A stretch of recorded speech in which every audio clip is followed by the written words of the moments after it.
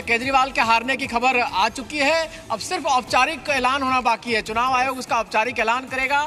माना जा रहा है कि 3000 से ज्यादा, लगभग 3200 के आसपास का मार्जिन है चुनाव उनके हारने का। और ये हार वही है, मैंने अभी जो संदीप दीक्षित से हम लोग बात कर रहे थे, जितना वोट संदीप दीक्षित ने काटा है, लगभग उतने ही वोट से हारे हैं केजरीवाल। तो केजरीवाल जिस रास्ते से जीत कर आए थे, जिस तरह से चुनाव जीते थे 2013 में शीला दीक्षित को हराकर, आज उसी तरह से चुनाव हारे भी और प्रदेश भी हार गए हैं। तो कहीं ना कहीं केजरीवाल की जो राजनीति थी, अब वो एक तरह से किनारे लगेगी। और इसके बाद पंजाब उनके लिए चुनौती होगा, क्योंकि यहाँ के बाद पंजाब का चुनाव 2027 में है और कांग्रेस पार्टी और बीजेपी के जो पर बात करेंगे रवि, लेकिन 2019 में राहुल गांधी की जो लोकसभा चुनाव में अमेठी से हार हुई थी, उसके बाद कहा जा सकता है कि सबसे बड़ा यह सियासी उलटफेर है जो अरविंद केजरीवाल अपनी सीट हार चुके हैं।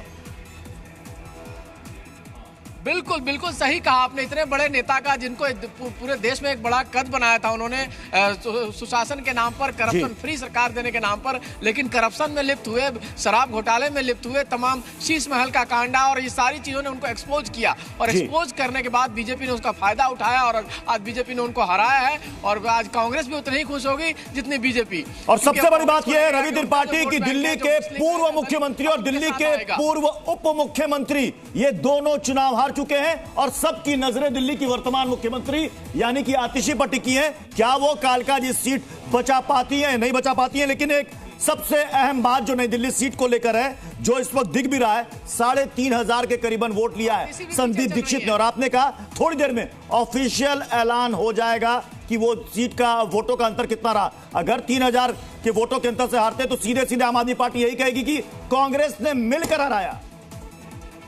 और हमारे साथ गौरव भाटिया जी है, उनके पास चलते हैं। गौरव जी, सबसे पहले तो आप लोगों को, गौरव जी तो हमारे साथ नहीं है। रवि इसका जवाब देंगे। रवि त्रिपाठी, अगर बात की जाए इस पूरे चुनाव की, तो बीजेपी की जो घेराबंदी रही थी, तमाम बड़े दिग्गज आप नेताओं को घेरने की, क्या यह माना जाए कि लोकसभा चुनाव के बाद से ही रणनीति शुरू हो चुकी थी? हम लोग उसे पढ़ नहीं पाए क्योंकि प्रवेश वर्मा और रमेश बिधूड़ी दोनों को उस वक्त टिकट नहीं दिया गया था।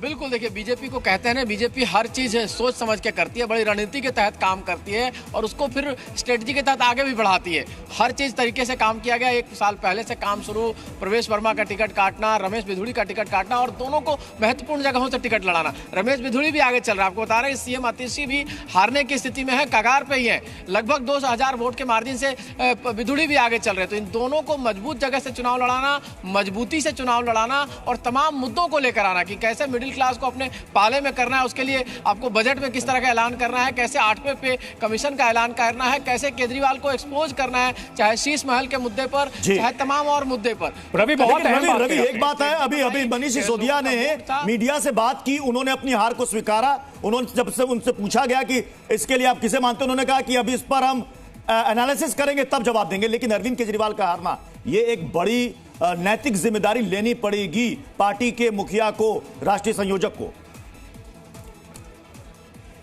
बिल्कुल बिल्कुल जिम्मेवारी लेनी पड़ेगी, क्योंकि वही इसके लीडर हैं। देखिए, आम आदमी पार्टी वन मैन पार्टी है। आप जानते हैं कितने तमाम लोगों को साइड लाइन कर दिया गया पार्टी से, बड़े बड़े नेताओं को, बड़े बड़े वकीलों को, प्रशांत भूषण जैसे लोगों को साइड किया गया। एक हमारे पत्रकार साथी जो सीनियर थे उनको साइड किया गया। तमाम लोग साइड कर दिए गए और इस वजह से साइड किए गए कि सिर्फ एक आदमी की चलेगी, वो अरविंद केजरीवाल की चलेगी। वो जिसको चाहेंगे रखेंगे, जिसको चाहे पार्टी से हटाएंगे। तो अरविंद केजरीवाल को यह हार माननी पड़ेगी। और अगर अरविंद केजरीवाल सबक लेते हैं, देखिए बीजेपी ने सबक लिया, लोकसभा चुनाव में 240 सीट आई, सबक लिया, तो आज लगातार तीसरा चुनाव जीत रहे हैं। हरियाणा जीता, महाराष्ट्र जीता और अब दिल्ली जीत रहे हैं, जो कभी 27 साल से नहीं जीते। तो अगर आप हार से सीख लेते हैं तो ठीक है, नहीं तो अरविंद। बिल्कुल, दो अहम बातें आपके, अभी जो आपने बातें कही है रवि, उससे मैं टेकआउट ले रहा हूं कि बीजेपी ने 240 सीटों पर सिमटने से सबक लिया।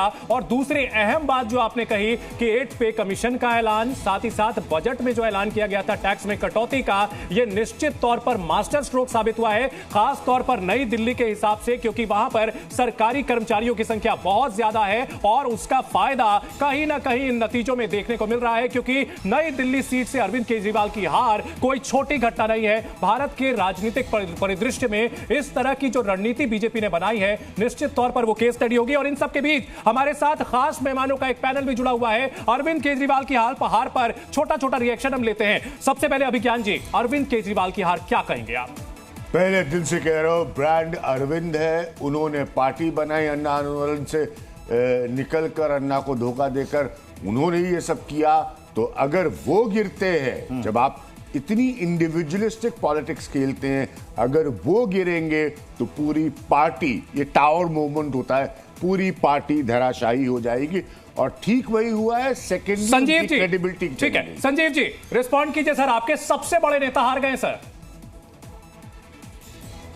देखिए, दिल्ली की जनता का जो भी मैंडेट है वो सर माथे पे, ये बात सही है कि भी इसका आकलन पार्टी में किया जाएगा।